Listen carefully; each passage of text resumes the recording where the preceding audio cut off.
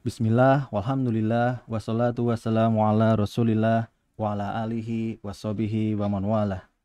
Allahumma sholli wa sallim wa barik ala nabiyina Muhammad wa ala alihi washabihi ajma'in. Sahabat Mahat yang dirahmati oleh Allah, berjumpa lagi dengan program Karimah, kajian daring Mahat Abdurrahman bin Auf. Bersama Karimah, jauhi hibah, raih hidup yang berkah. Alhamdulillah, pada edisi kali ini, hari Rabu 25 November 2020, Karimah mengambil topik risalah untuk para pemuda muslim. Insya Allah, pada edisi kali ini sudah hadir di tengah-tengah kita semua narasumber, yakni Ustadz Ali Wafa. Assalamualaikum Ustadz Ali. Waalaikumsalam warahmatullahi wabarakatuh. Gimana kabarnya Ustadz? Sehat? Alhamdulillah sehat walafiat. Alhamdulillah. Sahabat Mahat, saya juga sehat, alhamdulillah. Sahabat Mahat, Ustadz Ali Wafa ini adalah salah satu mudaris di Mahat Abdurrahman bin Auf, yang beliau juga pernah mengemban amanah sebagai mudir Mahat kurang lebih selama 5 tahun. Alhamdulillah, saat ini beliau juga diamanahi sebagai Dewan Syariah Kutab Al-Fatih Malang. Alhamdulillah. Baik sahabat, pada edisi Karimah hari ini mengambil topik tentang pemuda muslim ya, tentang pemuda. Sahabat Mahat bisa berinteraksi bersama kita semua dengan cara bertanya melalui kolom komentar yang ada di Facebook. Silahkan nanti jika ada pertanyaan bisa berinteraksi bersama kami melalui kolom komentar. Langsung saja kita beri kesempatan kepada Ustadz Ali Wafa. Risalah apa yang ingin disampaikan untuk para pemuda ini? Tafadhol Ustadz. Baik, syukran. Bismillahirrahmanirrahim. Assalamualaikum warahmatullahi wabarakatuh. Waalaikumsalam warahmatullahi. Alhamdulillah, wassalatu wassalamu ala rasulillah wa ala alihi wa sahbihi wa mawalah. Wala hawla wala quwata illa billah. Allahumma rabbana subhanaka la ilma lana illa ma 'allamtana innaka antal alimul hakim. Allahumma 'allimna ma yanfa'una wanfa'na bima 'allamtana wazidna 'uluman katsiratan tanfa'una ya rabbal alamin. Alhamdulillah rabbil alamin, bersyukur kepada Allah Subhanahu wa taala. Pagi hari ini Allah pertemukan kita melalui udara ini. Kalau saya dengan Pak Juta tatap muka, tetapi dengan sahabat Mahat Abdurrahman bin Auf, Allah pertemukan kita melalui media salah satu makhluknya, namanya ada Facebook, ada Instagram mungkin. Dan kita bersyukur Allah menciptakan Facebook, Instagram dan YouTube yang bisa menjadi wasilah mendekatkan yang jauh sehingga tetap bisa berinteraksi walaupun ada kendala-kendala. Alhamdulillah, sahabat Mahat dan para ikhwah sekalian dan akhwat, bahagia sekali berada di tengah-tengah keluarga besar Mahat Abdurrahman bin Auf secara khusus, dan insyaallah juga para ikhwah sekalian kaum muslimin dan muslimat secara khusus, para pemuda dan pemudi umat Islam dimanapun berada. Ini kebahagiaan luar biasa karena membahas tema pemuda itu adalah berarti membahas masa depan agama Islam, membahas masa depan umat. Baik, saya kasih tahu dulu tentang asbab memilih tema ini. Kemarin Pak Juta nanya-nanya tema yang akan disampaikan. Iya. Tentang rumah tangga sudah ada dibahas oleh ustazah, tentang ekonominya sudah, tentang tafsir mungkin juga Al-Quran juga sudah. Maka saya rasa satu tema ini penting sekali tentang pemuda. Yang tema ini saya ambil setelah selesai membaca salah satu buku Pak Juta. Buku yang ditulis oleh Dr. Raghib Asy-Syirjani. Judulnya, ini temanya ya, judul buku itu Risalah ila Syababil Ummah. Masya Allah. Pesan atau risalah kepada pemuda umat Islam. Sebelum saya membahas lebih jauh, saya ingin memperkenalkan dulu penulisnya. Karena kita tidak beradab kalau cuma membahas ilmunya, tidak mengenalkan yang menuliskan. Eh, Tradisi para ulama itu adalah selalu menghubungkan dirinya dengan yang menjadi saluran ilmu pada syekh-syekhnya, guru-gurunya. Dr. Roib Asirjani ini teman-teman sekalian, para sahabat ma'had semua, itu S1, S2, S3-nya itu di kedokteran.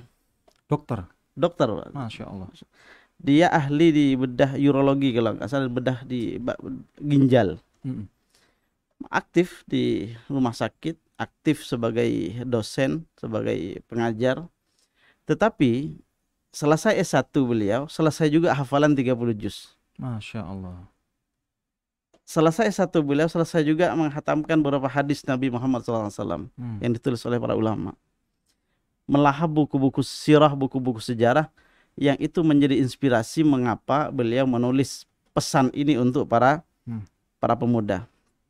Baik teman-teman sekalian, buku ini kalau yang ingin tahu lebih silakan dilacak sendiri ya. Sudah ada medianya, Dr. Roib Asirjani. Siapa beliau dan bagaimana lebih jelasnya silahkan dilacak. Informasi singkatnya seperti itu. Ya. Nah, sekarang kita masuk ke tema kita. Risalah ila Syababil Ummah ini diterjemahkan di Indonesia dengan judul Pemuda Peka Zaman. Judulnya itu Pemuda Peka Zaman. Itu judulnya penerbit. Ya. Biasanya antara judul penerbit dengan judul aslinya memang agak berbeda. Ya. Karena penerbit tujuannya ada tujuan marketingnya. Ya, betul. Nah, ini ada beberapa bagian. Saya sudah mencatat di buku ini dibahas paling tidak ada empat bab besar. Yang pertama tentang problematika para pemuda. Yang kedua tentang pemuda dalam sejarah peradaban Islam. Ya. Yang ketiga tentang sebab-sebab yang membedakan antara pemuda hari ini dengan pemuda pada zaman-zaman dahulu. Dan yang terakhir adalah nasihat-nasihat untuk para pemuda dari penulis. Ya. Baik, ini bukunya tidak terlalu tebal tetapi cukup bermakna. Yang merasa muda, mari nikmati ini sajian dari buku yang ditulis oleh Dr. Roib Asirjani ini. Insyaallah kita akan banyak mendapatkan inspirasi dan ilmu-ilmu dari beliau. Saya jelaskan secara singkat dulu, nanti silahkan kalau yang ingin berinteraksi bertanya, para teman-teman sekalian, tafadhol. Buku ini telah saya kajikan di mahasiswi Universitas Brawijaya yang tinggal di asrama, 3 sesi, 3 pertemuan. Tapi khusus di sahabat ma'had ini bisa dipersingkat sari-sarinya itu mungkin 1 jam lah maksimal. Baik. Yang pertama, sebab buku ini ditulis. Teman-teman sekalian, para sahabat ma'had yang dirahmati Allah Subhanahu wa taala. Suatu hari Dr. Roib Asirjani itu mengisi sebuah seminar di kalangan para mahasiswa. Mahasiswa di universitas di Mesir. Temanya tentang problem para pemuda. Itu temanya. Tetapi Dr. Roib Asirjani menyampaikan bahwa sebelum beliau menyampaikan materinya, beliau tidak ingin antara materi yang disampaikan dengan apa yang ada di benak mahasiswa itu berbeda. Karena nanti pematerinya ada di sebuah lembah, mahasiswanya di lembah yang lain. Ya. Tidak nyambung. Maka beliau berinisiatif untuk membuat kuesioner ya, atau membuat pertanyaan yang dijawab oleh mahasiswa sebelum seminar itu dilaksanakan. Ya. Pertanyaannya adalah, apa problem terbesar yang dihadapi pemuda saat ini? Problem yang harus mendapatkan prioritas utama. Yang itu problem yang sangat menentukan. Nah, diedarkanlah pertanyaan itu, maka pemuda menjawab sesuai dengan yang ada di benaknya. Ya. Lalu dikumpulkan jawaban-jawaban itu dan dikelompokkan. Kemudian ketemulah ada 10 10 jawaban Iya. setelah dikelompokkan, digabung-gabungkan yang mirip-mirip dengan yang lainnya. Nah, mari kita perhatikan, mungkin ada yang sama masalahnya nih dengan yang dihadapi oleh pemuda-pemuda di Mesir waktu itu. Dan insya Allah tidak jauh beda. Maka ketemulah beberapa masalah. Salah satunya adalah al-khawfu minal batala ba'da takharruj. Khawatir tidak mendapat pekerjaan setelah lulus. Takut jadi pengangguran. Nah, bagi pemuda ini ya Masya Allah ini problem besar hari ini. Berarti itu acaranya di masa-masa kini saat ya? Iya, masa-masa kini dulu ya. Tahun-tahun ini abad-abad ke-20. Abad 20 lah ya. Ya. Berarti relevan untuk sekarang masih. Sangat relevan, Pak. Karena memang kehidupan kampus tidak jauh beda di antar negara. Dan ini di Mesir ya? Di Mesir. Lalu yang kedua, masalah yang kedua ini diurut oleh beliau sesuai dengan jumlah yang menjawab, yang merespon jawaban yang sama. Yang kedua adalah ar-raubatu fi zawaji ma'a istihalati fi hadha at-tawqiti wa dha'fil imkaniyat. Ada banyak mahasiswi yang ingin menikah tetapi terhalang oleh situasi dan kondisi yang tidak memungkinkan. Masya Allah. Iya. Apakah ketidaksiapan materi atau ketidaksiapan macam-macam lah. Hasrat untuk menikahnya besar, tetapi tidak memungkinkan. Itu juga ditulis sebagai problem pemuda oleh para mahasiswa. Kemudian yang menarik adalah banyak mahasiswa juga memikirkan sebagai problem adalah al-ikhtilat baina asy-syabab wasy-syababat. Mereka menulis bahwa salah satu masalah pemuda adalah bercampurnya antara laki-laki dan perempuan, pemuda dan pemudi, baik di bangku kuliah ataupun di kehidupan umum. Yang keempat, mereka menyebutkan ada mughaddil basar. Banyaknya pemuda yang kemudian susah menundukkan pandangan. Saya baca singkat. Kemudian ada su'ubatul manahij dirasiyah. Sulitnya kurikulum dan materi-materi perkuliahan. Itu mereka jadikan problem yang sangat penting bagi mereka. Kemudian ada al-hubbu min tarfin wahid. Cinta yang bertepuk sebelah tangan.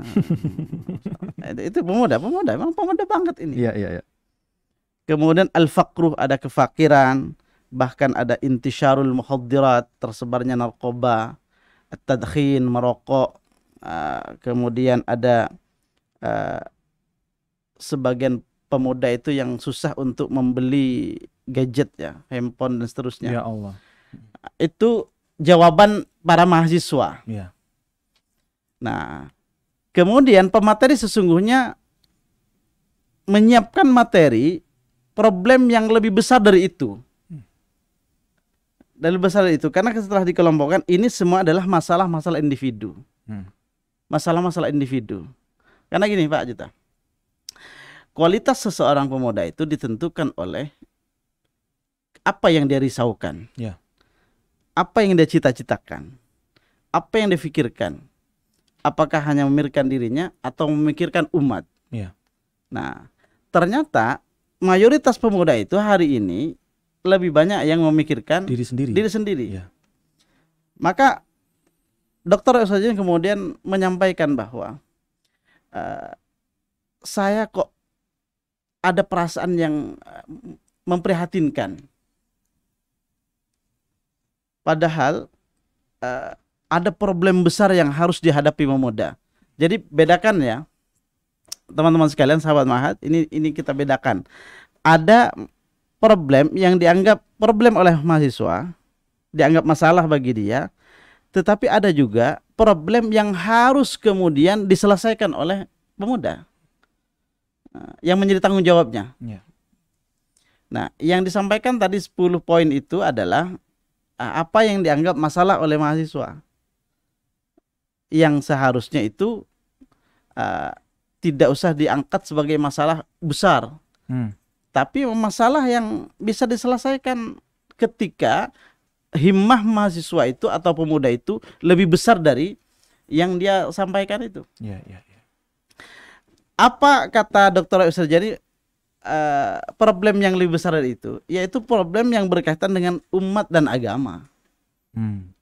Nah, di antara mahasiswa itu gak ada yang jawab gini, gak ada yang menjawab bahwa problemnya adalah muskilatu adami tatbiqi syariatillah. Gak ada. Ya, Bahwa problemnya adalah hari ini tidak diterapkannya syariat Allah. Itu gak ada yang anggap problem itu. Atau yang kedua, ihtilal katsir minal aqtar al-islamiyah. Banyak negara-negara Islam yang dijajah. Atau kemudian muskilah al-hujumul i'lami, problem serangan media informasi terhadap Islam. Kemudian beliau menyebutkan ada muskil takhalluf al-ilmi, problem kemunduran keilmuan pada diri umat Islam. Kemudian muskilatu adami wusulil Islam ila al-amakin asy-syasi'ah. Problem tidak sampainya Islam itu kepada tempat-tempat yang pelosok-pelosok yang jauh. Ya. Nah, ini problem besar yang seharusnya dipikirkan oleh para pemuda. Dulu ini diselesaikan oleh para pemuda, Pak. Ya, ya. Di awal-awal Islam itu datang, masa-masa kejayaan Islam itu yang menyelesaikan persoalan besar ini adalah para pemuda. Oleh karena itulah kemudian beliau menyatakan apa yang menyebabkan pemuda hari ini itu tidak memikirkan masalah-masalah besar itu. Yang banyak adalah yang memikirkan masalah perut, kuliner lah. Iya. Apalagi fashion, glowing ya.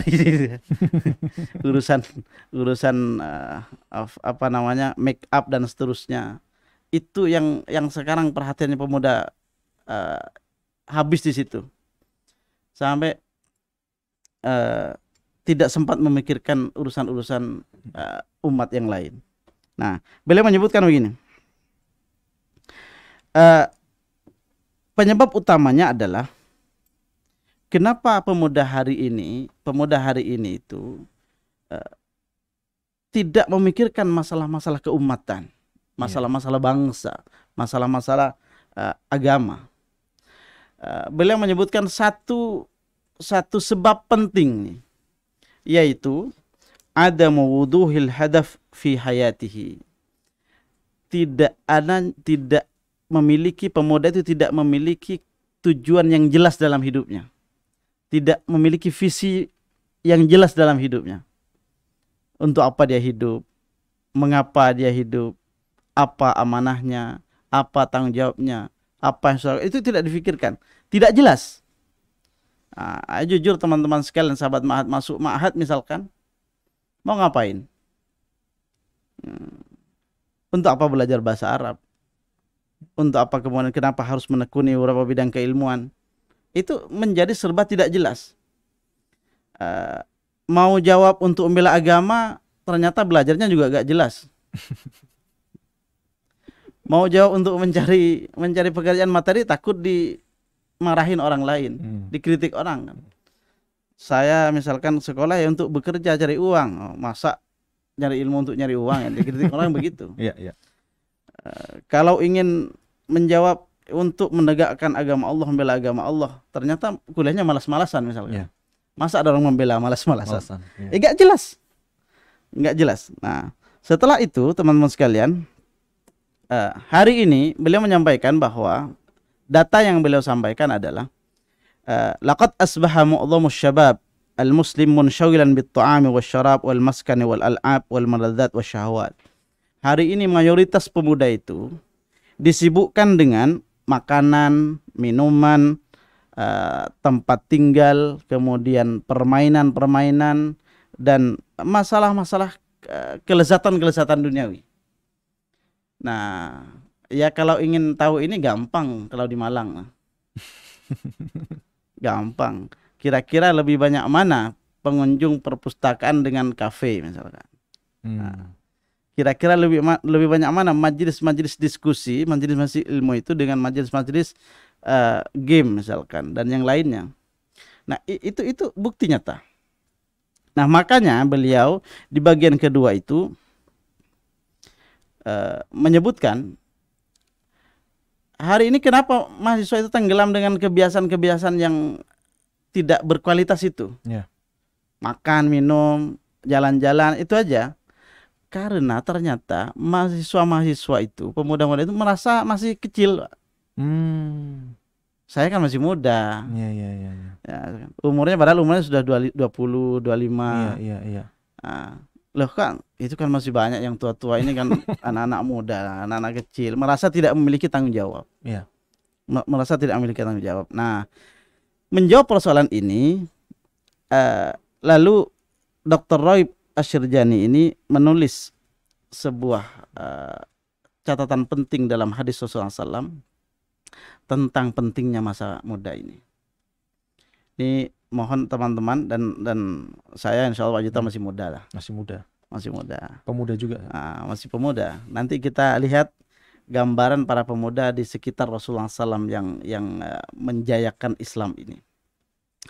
Dr. Roy menulis sebuah hadis begini, teman-teman sekalian. Nanti di hari kiamat itu kaki-kaki manusia tidak bergeser sampai ditanyakan 4 hal.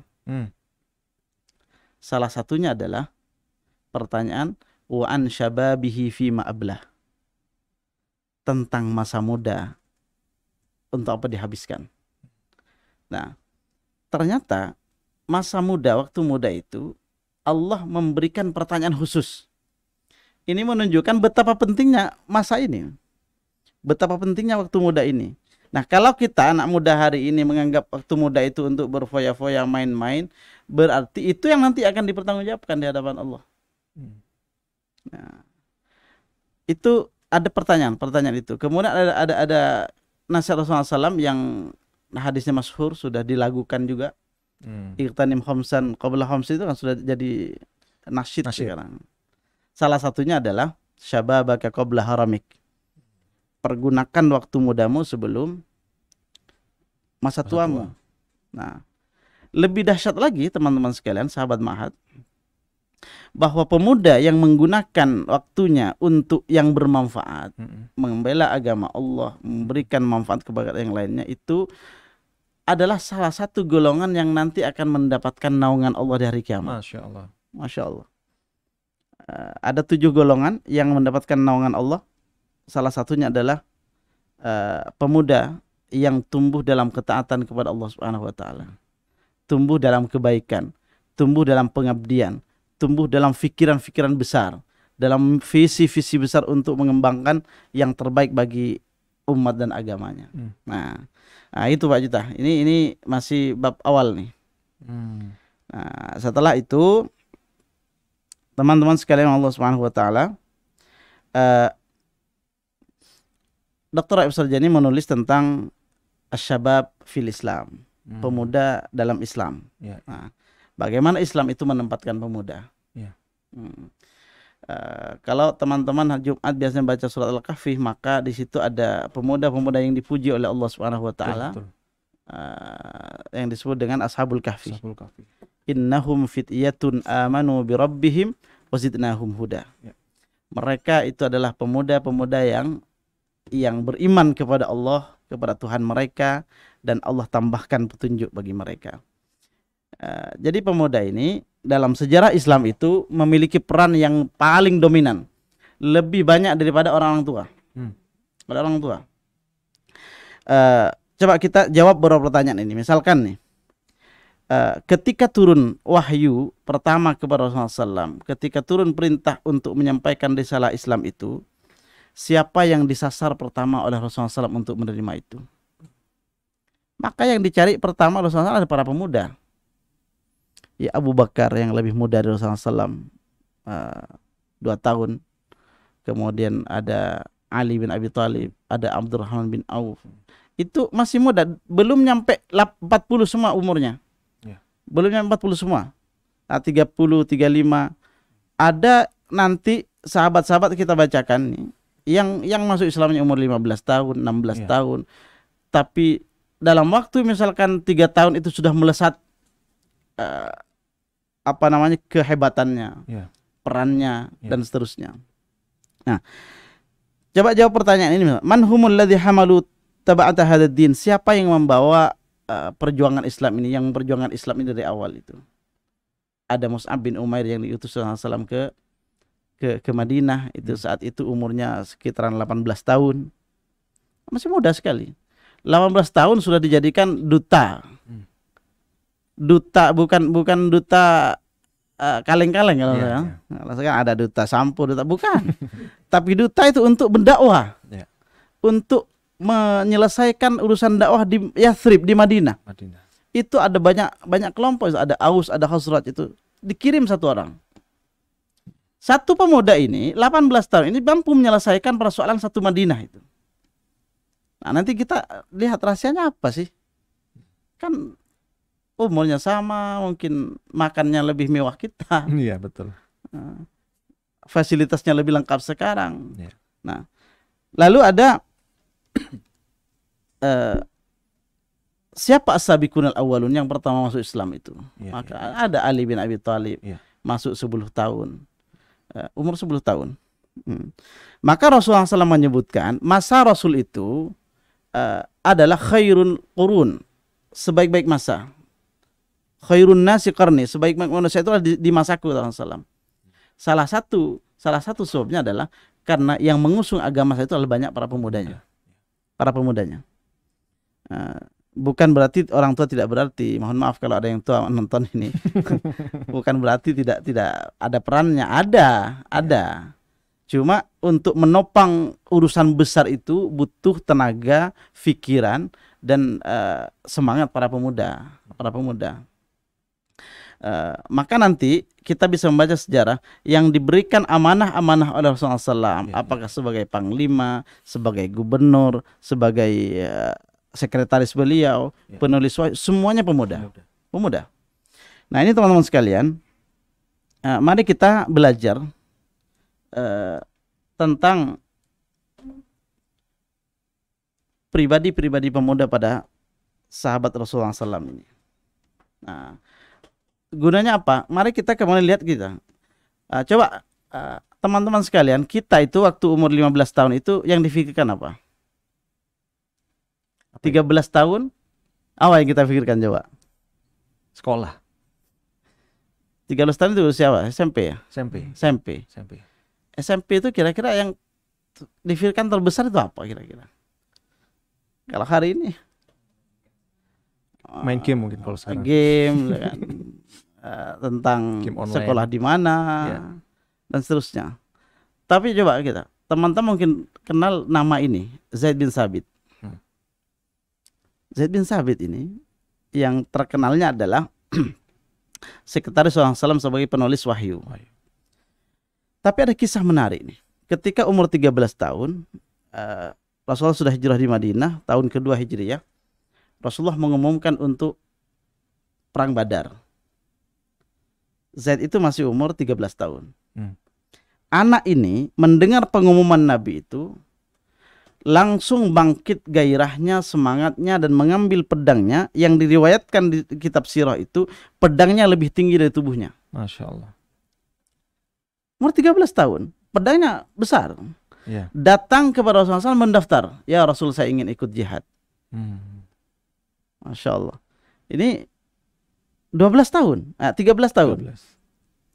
Tapi Rasulullah SAW melihat kondisi Zaid secara fisik baik, kemudian tidak memungkiri, tidak menolak, dan tidak memarahi, enggak.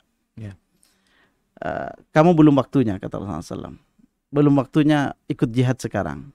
Nanti ada waktunya kau akan ikut jihad. Anak 13 tahun ini ditolak oleh Rasulullah SAW dengan kalimat yang halus itu. Pulang ke ibunya menangis. Tangisannya bukan karena tidak diberikan mainan. Ditolak jihad. Coba bedakan kualitasnya nih. Kita menangis karena misalkan nggak diizinkan sekolah di sana. Ini Zaid bin Sabit itu menangis karena ditolak jihad. Maka dia, ya ummah, wahai ibuku, Rasulullah tidak menginginkanku ikut jihad. Tapi ibunya Nawar bin Malik bin Ka'ab bin Malik ini, Nawar itu ibunya itu mengatakan kepada anaknya, tenanglah wahai anakku, kamu ini kan bisa membaca, bisa menulis, maka kamu ini masih bisa membela agama Allah dengan kemampuanmu, dengan keahlianmu. Ayo kita datang ke Rasulullah SAW. Maka diantarkan oleh ibunya. Ini ibu juga luar biasa. Iya. Ibu juga luar biasa.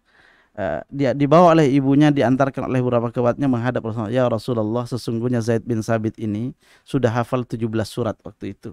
Iya. Dia pandai membaca dan dia bagus tulisannya.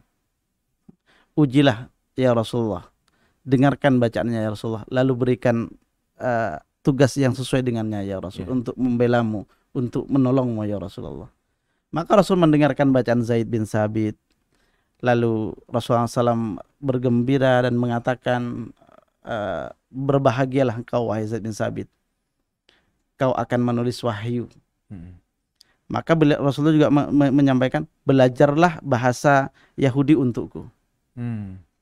Maka Zaid bin Sabit belajar bahasa Ibrani, belajar beberapa bahasa, bahasa Persia juga belajar dalam waktu yang singkat. Sebagian riwayat itu Zaid bin Sabit itu berhasil menguasai bahasa cuma 15 hari, Pak. Masya Allah. Kecerdasan luar biasa. Luar biasa. Dan dia kemudian berkhidmat membela agama Allah dengan keahliannya itu. Iya, iya. Nah, ini teman-teman sekalian, umur 13 tahun. Umur 13 tahun. Ada sahabat-sahabat yang lain, misalkan Talha bin Ubaidillah, ini Pak Juta. Talha bin Ubaidillah ini masuk Islam ketika umur 15 tahun. 15 tahun, 16 tahun. Ketika perang Badar itu, dia yang menjadi tameng Rasulullah SAW. Tubuhnya itu penuh dengan lebih 30 tusukan pedang dan tombak dan panah. Dia yang kemudian, pemuda ini yang ketika Islam butuh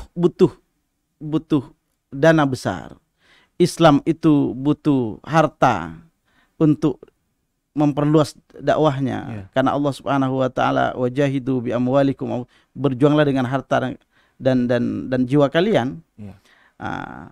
Waktu itu sedang duduk bersama Nabi di Masjid Nabawi ini. Talha bin Ubaidillah, turun ayat lan tanalul birra hatta tunfiqu mimma tuhibbun. Apa yang dilakukan yang terfikir oleh saat ketika oleh Talha bin Ubaidillah ini ketika turun ayat itu, tidak akan mendapatkan kebaikan kecuali kalian menginfakkan apa yang kalian cintai. Lalu mengatakan kepada Rasulullah SAW, mengatakan, ya Rasul, harta terbaikku adalah Bayruha. Bayruha itu kebun kurma. Di dalam ada sumurnya, ada mata airnya. Ini adalah harta yang paling aku cintai, aku berikan kepadamu ya Rasulullah. Itu himmahnya pemuda-pemuda dulu. Umur belasan tahun, tapi yang difikirkan adalah kaum muslimin yang akan datang. Yang difikirkan adalah kejayaan umat Islam. Nah, ini banyak contohnya, silakan teman-teman baca. Makanya membaca sejarah itu akan membangkitkan semangat kita. Ya, betul. Akan membangkitkan semangat, dan kita juga akan dipandu untuk memilih pilihan yang berkualitas. Memilih pilihan atau ilmu-ilmu yang memang bermanfaat untuk kita, untuk agama dan untuk bangsa, untuk umat. Taib. Ini contoh, ada Zubair bin Awam misalkan, dia masuk Islam umur 15 tahun masuk Islam. 15 tahun. 15 tahun masuk Islam, yang dia kemudian disebutkan mendapat julukan Hawari Rasulullah, orang yang mendukung Rasulullah SAW, yang sangat mendukung Rasulullah SAW, dan menjadi salah satu sahabat yang terdepan ketika membela agama Allah Subhanahu wa taala. Nah, banyak contoh-contoh dalam sejarah peradaban Islam, teman-teman sekalian. Siapa yang tidak tahu misalkan Ali bin Abi Thalib. Ali bin Abi Thalib ketika umur 10 tahun ini Pak Juta, Rasulullah SAW datang menemui Ali bin Abi Thalib, mengajak masuk Islam. Umur 10 tahun diajak masuk Islam. Lalu Ali bin Abi Thalib umur 10 tahun ini, kalau urusan ini aku tidak bisa memutuskan sendiri, kata Ali. Aku harus minta pendapat dari ayahku Abu Thalib.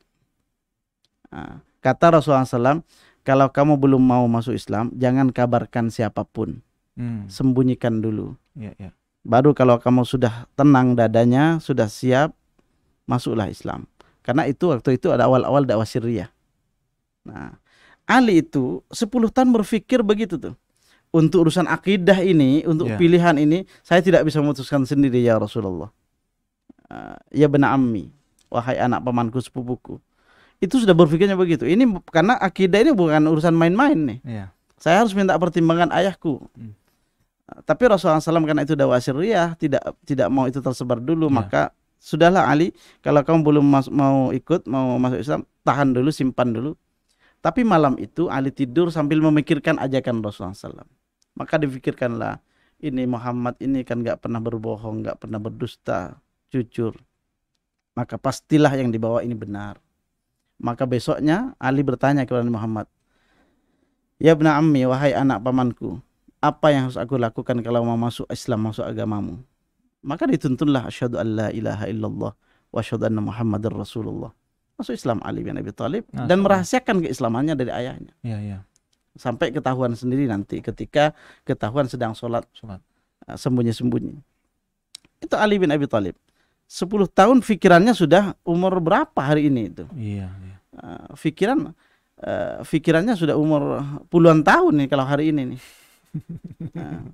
Mempertimbangkan itu, Masya Allah. Nah ini konsep teman-teman sekalian yang dipraktekkan oleh para sahabat ini mendapat bimbingan dari Rasulullah SAW. Ada Usamah bin Zaid. Usamah bin Zaid itu ditugaskan menjadi panglima perang untuk melawan Romawi di usianya 18 tahun. Mungkin sebagian orang mengatakan itu kan dulu, itu kan masa lalu, sejarah. Tidak begitu cara berpikirnya. Kalau itu adalah mereka didikan Rasulullah SAW, dididik oleh wahyu, oleh sunnah Rasul, oleh panduan Rasulullah SAW, dan mereka menjalankan begitu, lalu hasilnya seperti itu, maka tidak menutup kemungkinan hari ini kalau melaksanakan panduan-panduan Islam secara utuh itu akan lahir orang-orang yang seperti itu. Tidak menutup kemungkinan. Karena dulu datangnya Islam pun juga dianggap gharib, dianggap asing. Mana mungkin ini bisa memperbaiki, karena dicibir dan seterusnya. Ternyata kalau itu diterapkan secara utuh itu menyelesaikan banyak persoalan dan manfaatnya itu tidak hanya dirasakan oleh kaum muslimin, sampai kepada non muslim juga merasakan manfaatnya. Ada misalkan teman-teman sekalian, ada yang terkenal misalkan Muhammad Al-Fatih. Sejarah mencatat semua itu orang-orang hebat kaum muslimin itu. Muhammad Al-Fatih itu 23 tahun bisa menaklukkan Konstantinopel itu. Dengan idenya waktu itu yang di luar logika yang orang lain. Mana ada kemudian kapal-kapal diseberangkan naik gunung itu. Tetapi himmah untuk mewujudkan sabda Rasulullah SAW itu besar. Nah, umat Islam itu harusnya aslinya harus yakin betul bagaimana cara membuktikan Al-Quran dan As-Sunnah itu dalam kehidupannya. Membuktikan kehebatannya. Maka Muhammad Al-Fatih itu membuktikan itu. Apa sabda yang dibuktikan? Bahwa Rasul pernah bersabda, satu tahun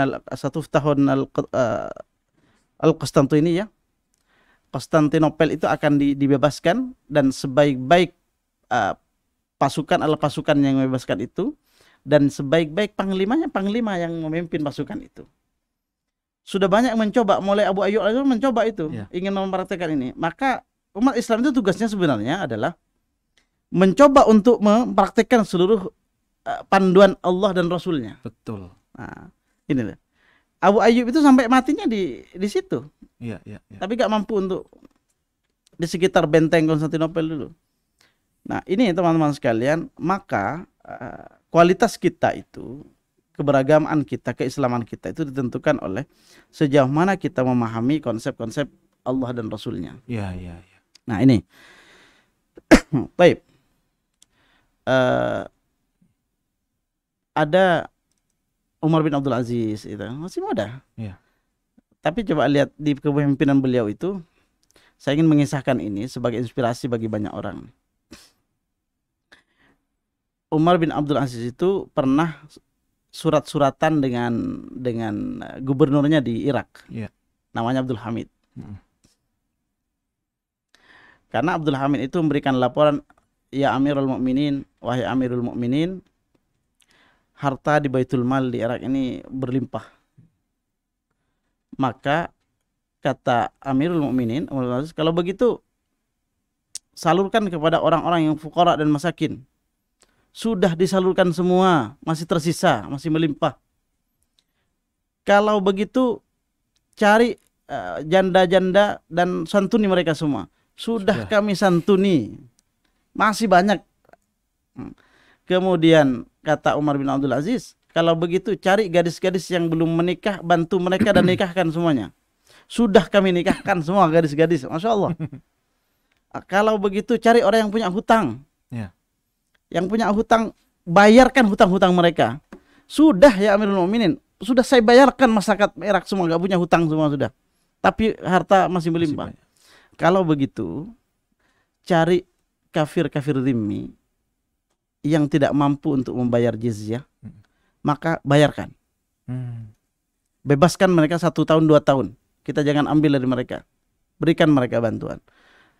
Itu ketika pemudanya ini kemudian mempraktekkan syariat Islam dengan utuh, maka yang menerima manfaat tidak hanya orang Islam. Orang kafir pun jaya, sejahtera di pangkuan umat Islam gitu. Nah, ini teman-teman sekalian Allah Subhanahu wa taala. Sampai jam berapa ini Pak Jito? Lanjut terus, Ustaz. 10 menit lagi, Ustaz. Tayyib.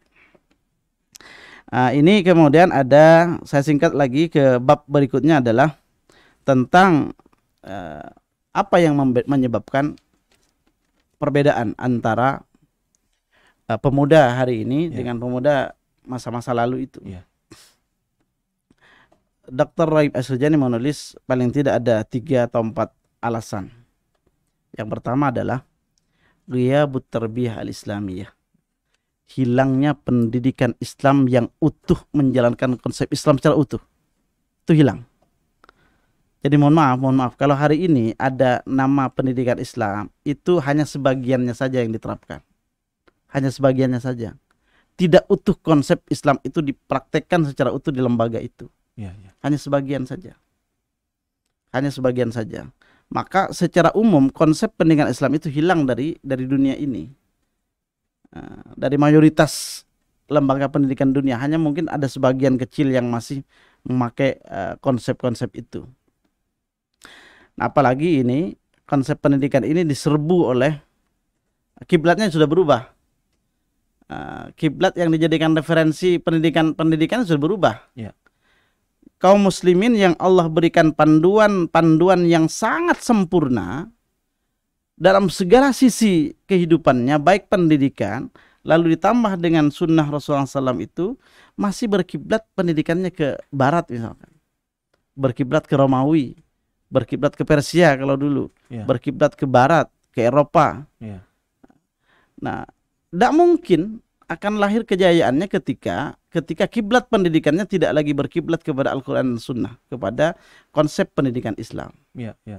Meskipun namanya Islam. Meskipun namanya Islam. Silakan, tidak usah nanya masa Ustaz, tidak usah nanya begitu. Silakan lihat sendiri bukti lapangannya. Hatta walaupun dia sampai jenjang doktor di pendidikan Islam, yang dikuasai keilmuannya berapa?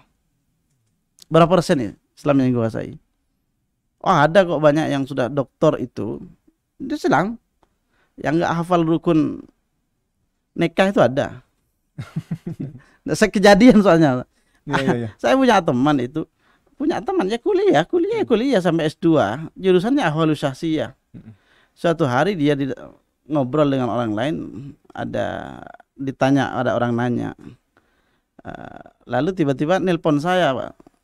Saya, mohon maaf, ini saya lupa katanya. Ini ada orang nanya rukun nikah apa saja ya? Padahal dari ahwal syahsiyah. Ini maksud saya adalah bahwa bukan ada konsep, ada sistem yang salah, ada visi yang salah, ada tahapan yang kurang tepat untuk dalam proses pendidikan itu. Dalam proses pendidikan. Niatnya mungkin baik semua, tapi niat yang baik itu ketika tidak berpadu dengan konsep yang baik, tahapan yang baik pula, itu hasilnya tidak akan menghasilkan apa-apa. Nah, ini orang tua nih, ini yang jadi orang tua coba perhatikan. Semua orang tua ingin anaknya hafal Quran, ahli ilmu ini, ilmu itu. Lalu dicekokin ke anaknya itu ketika anaknya masih belia, masih ayo hafalkan Quran, Iya, iya. ayo ikut kursus ini. Iya.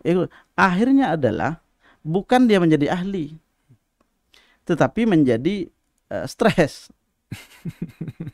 Maka banyak anak-anak yang melampiaskan itu ketika mereka sudah agak jauh dari orang tuanya. Iya, iya.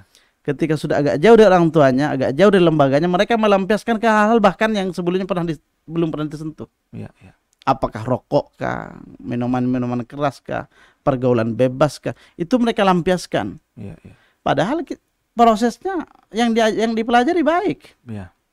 Tapi ada Caranya. tahapannya, ada apa namanya, cara mengajarnya, kemudian biahnya dan penanaman dasarnya. Nah, itu yang maka hilangnya konsep dengan Islam itu menjadi salah satu penyebab. Kemudian kata beliau ada ghiyabul qudwah. Hilangnya yang kedua itu keteladanan. Hilangnya keteladanan dari orang tua, dari guru. Betul. Keteladanan dari segala hal. Ya. Keteladanan dari ilmunya, keteladanan dari adabnya, keteladanan dari imannya, keteladanan dalam ibadahnya, keteladanan dalam kemudian pemikirannya, itu hilang itu. Nah, mohon maaf, hari ini orang tua itu pengen anak soleh tetapi dia tidak ingin menjadi teladan yang baik. Ya. Dipasrahkannya anaknya ke sekolah. Ternyata di sekolah ketemu dengan guru-guru yang hanya mencari gaji, yang tidak melaksanakan tugas sebagai pendidik dengan baik, yang hanya sebatas transfer pengetahuan, habis itu ditinggal santrinya. Ya berpadulah orang tua yang kemudian tidak menjadi teladan, guru juga tidak menjadi teladan, maka ya hancur generasinya. Kecuali orang-orang yang dirahmati oleh Allah Subhanahu wa taala, dibimbing oleh Allah, itu masih banyak juga. Nah, ini yang ketiga adalah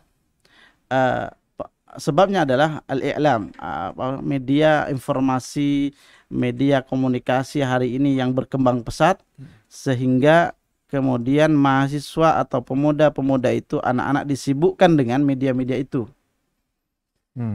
Disibukkan dengan media-media itu. Ini sahabat-sahabat ma'had yang dirahmati Allah Subhanahu wa taala, hati-hati dengan media. Karena ketika dia tidak ditempatkan sebagaimana fungsinya, maka itu justru menjauhkan kita dari kebaikan, menjauhkan kita dari kemajuan dan seterusnya. Ya, media-media itu, internet, semuanya itu hari ini penuh dengan tawaran-tawaran yang melalaikan. Yang melalaikan. Masya Allah, saya banyak melihat majelis game itu banyak. Bahkan komitmen mereka ketika mau main game itu lebih kuat komitmen mereka daripada mau ke masjid atau sholat, itu kuat komitmennya. Kalau sudah janjian jam segini mau main, itu komitmen setengah jam sebelumnya sudah hadir itu. Sudah hadir.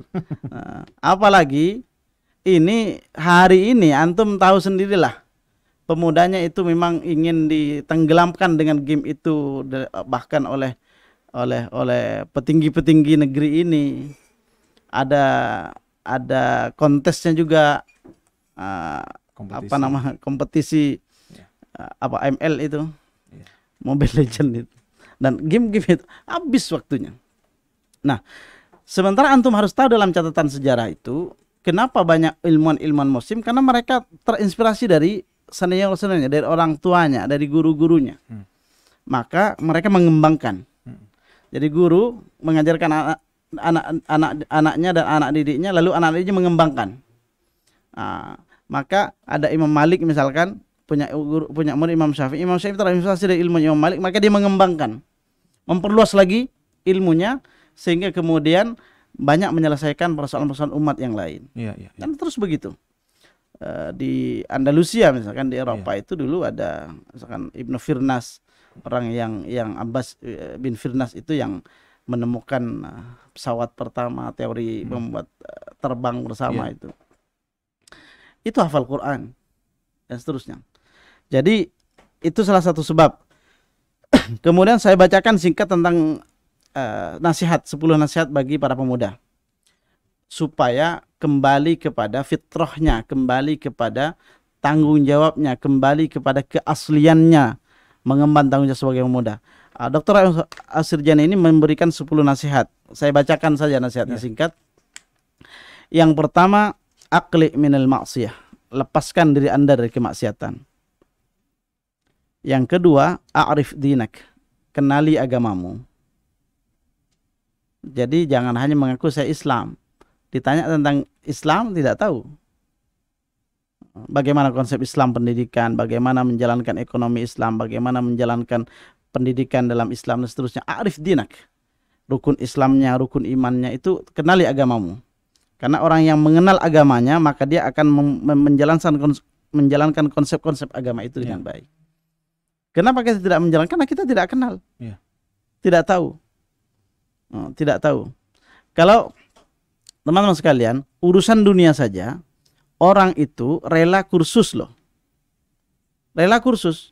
Rela bayar banyak. Mau masuk perusahaan misalkan, syaratnya harus bisa bahasa Inggris, ya kursus dulu di Pare misalkan atau di tempat kursus yang lain ada 5 minggu bisa bahasa Inggris, ikut kursus dulu. Ada ingin dagangannya ingin laris, itu ada pelatihannya, ikut pelatihan dulu, bayar dulu. Nah, itu orang-orang yang ingin menggapai kemudian tujuan-tujuan duniawi. Nah, agama itu mengantarkan kepada kebahagiaan dunia akhirat. Maka perlu diluangkan waktu yang banyak untuk mengenal agama. Yang ketiga adalah irtibat bil masjid. Terikat dengan masjid. Ada keterikatan hati dengan masjid. Menjadikan masjid sebagai markas kegiatannya. Para laki-laki sholat berjamaah di masjid. Yang keempat adalah kun mutafawwiqan. Jadilah orang yang unggul dalam semua aspek. Kalau mahasiswa ya unggul dalam bidang akademiknya, dalam bidang akhlaknya, dalam bidang muamalahnya unggul. Sil rahimak, sambung silaturahim. Perbagus hubungan dengan kerabat. Sil rahimak. Lalu yang kelima adalah adalah ikhtar ashabak, pilih temanmu. Siapa yang akan dijadikan teman? Karena almar'u ala dini khalilihi. Seseorang itu agamanya, perilakunya ditentukan oleh siapa sahabatnya, siapa temannya. Maka pilih teman yang menunjukkanmu kepada kebaikan, yang memarahimu ketika kamu salah, yang mengingatkan ketika kamu salah, yang tidak membuatmu terlena dalam kemaksiatan. I'rif waqi'ak, kenali realitasmu, kenali kondisi masyarakatmu. Jadi kita tidak cukup alim, tidak cukup banyak ilmu, tetapi harus kenal di mana kita hidup, gimana masyarakat kita, gimana kemudian kondisi lingkungan kita. Supaya apa? Supaya apa yang akan kita jalankan itu sesuai dengan kondisinya. Tahapannya juga sesuai. I'rif waqi'at. Kun riyadhiyan, jadilah orang yang suka untuk menjaga kebugaran fisik, olahraga. Tapi tidak dihabiskan semua untuk olahraga. Kemudian ud'u ghairak, ajaklah orang lain. Dan yang terakhir adalah nazim waqtaka, atur waktumu. Nah, ini teman-teman sekalian, isi singkat dari bukunya Dr. Habib Asirjani tentang pemuda. Ini pesannya untuk pemuda. Maka mudah-mudahan kajian ini atau kuliah singkat ini melalui medianya Ma'had Abdurrahman bin Auf ini mampu menjadi inspirasi kita bisa memperbaiki visi hidup kita. Untuk apa kita hidup? Kita ingin bermanfaat di bagian apa? Kalau kita kemudian punya keahlian di bidang tertentu, maka gunakan bidang itu untuk bermanfaat bagi umat dan agama. Dan begitu seterusnya. Ambil peran yang bisa Anda lakukan dalam masyarakat, yang bisa memberikan manfaat bagi umat, yang bisa memberikan maslahat bagi agama Islam.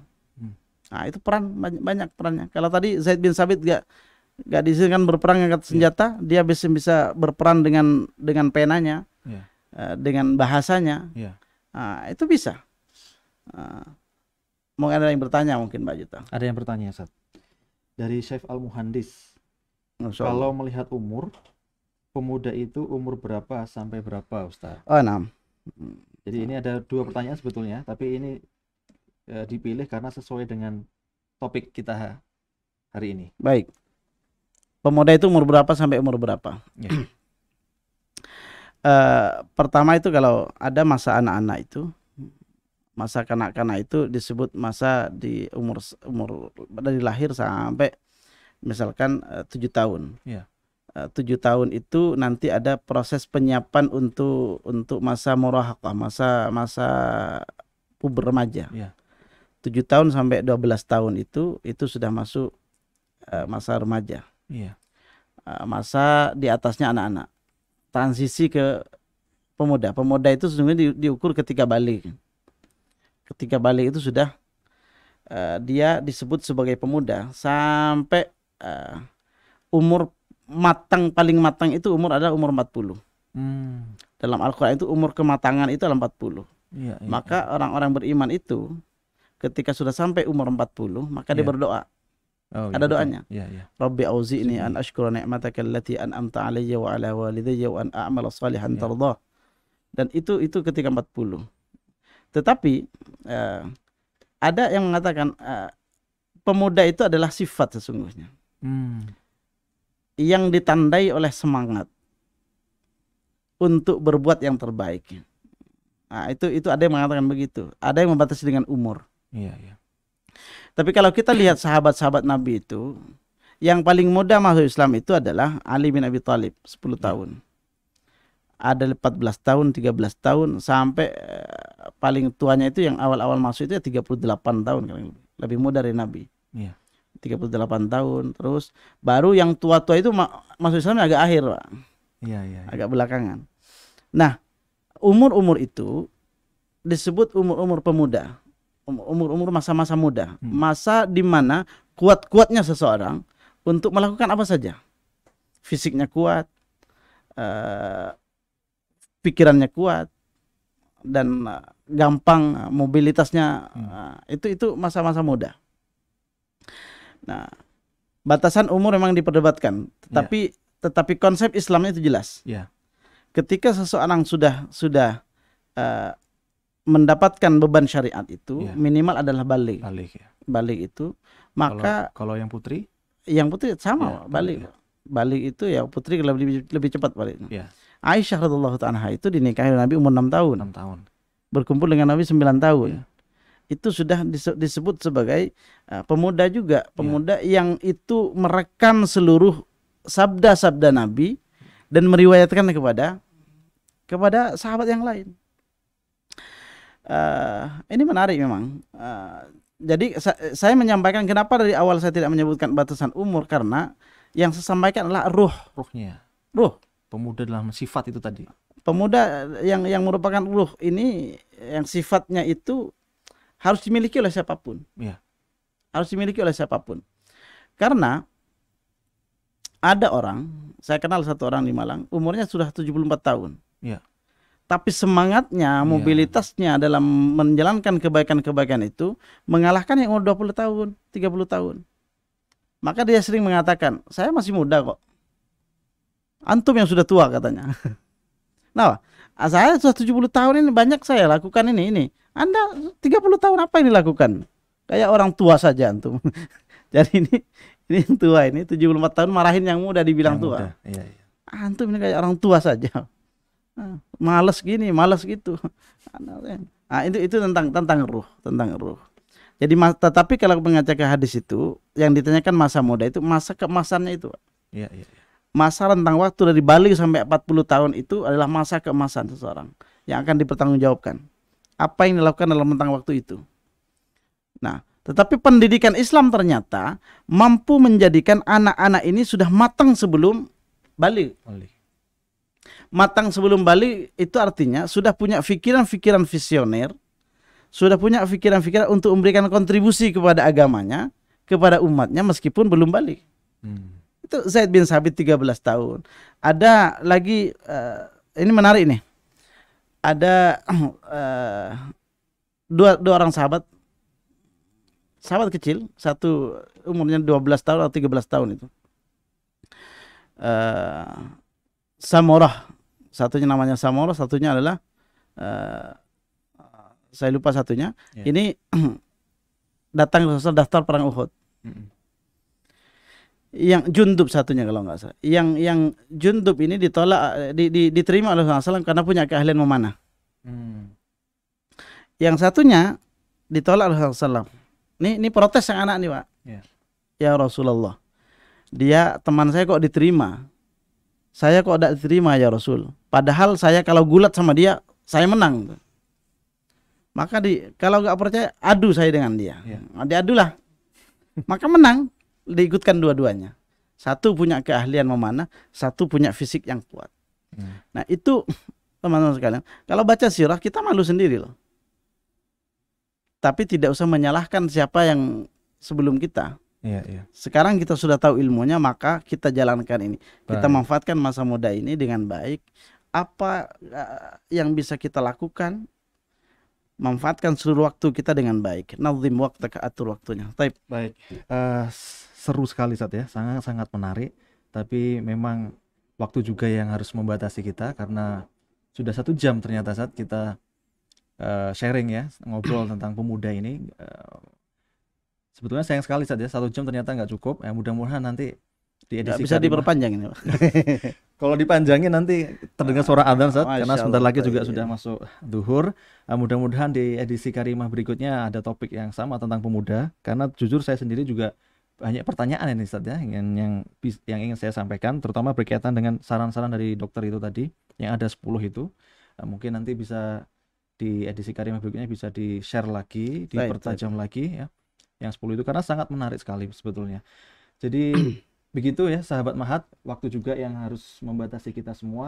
Saya belum tutup, Pak. Jam. Oh, silakan Ustaz. Baik. Closing statement Ustaz. Baik teman sekalian. Nah, jadi itulah yang harus difikirkan oleh para pemuda, oleh kita. Jadi kita para pemuda ini, para muslim itu harus melampaui kepentingan pribadi. Yang kita fikirkan itu adalah kepentingan umat. Kalau kita sudah memikirkan kepentingan umat, maka Allah akan mencukupkan kebutuhan pribadi kita. Tetapi kalau kemudian kita hanya sibuk dengan pribadi kita, Allah akan buat sibuk memang. Gak pernah selesai sibukan kita dengan pribadi kita. Dari ekonomi ke semuanya sibuk terus dengan pribadi. Tapi kalau dinaikkan grade-nya, kita sibuk dengan urusan umat, kita memikirkan bagaimana mempraktekkan agama ini dengan baik, menyampaikan agama itu dengan baik, mempraktekkan agama dengan baik, maka Allah akan selesaikan urusan pribadi kita. Iya. Itu. Kenapa kita sibuk gak pernah selesai itu, sibuk urusan pribadi, makan, pakaian, jalan-jalan, itu kayak gak pernah selesai itu. Ya karena itu yang kita pikirkan, maka Allah sibukkan dengan apa yang kita pikirkan. Dengan apa yang kita. Kalau sudah kita memikirkan punya umat itu, maka nanti puncaknya adalah kita menikmati. Nah ini yang mendirikan Ma'had dulu adalah kan Syekh Muhammad Tayyib. Saya masih ingat kalimat beliau. Yang beliau pikirkan adalah masa depan agama ini dan umat Islam. Maka ada satu kalimat mengatakan beliau, disinilah kesenanganku berbagi, membantu orang-orang. Disinilah kebahagiaanku, kata beliau. Maka kalau saya tidak melakukan ini, tidak membantu umat ini, tidak membantu orang lain, tidak memudahkan, maka sedih, gelisah, galau. Nah, kalau mau galau, saya pesan terakhir nih, galaulah tentang urusan umat ini. Masya Allah. Galaulah tentang urusan agama ini.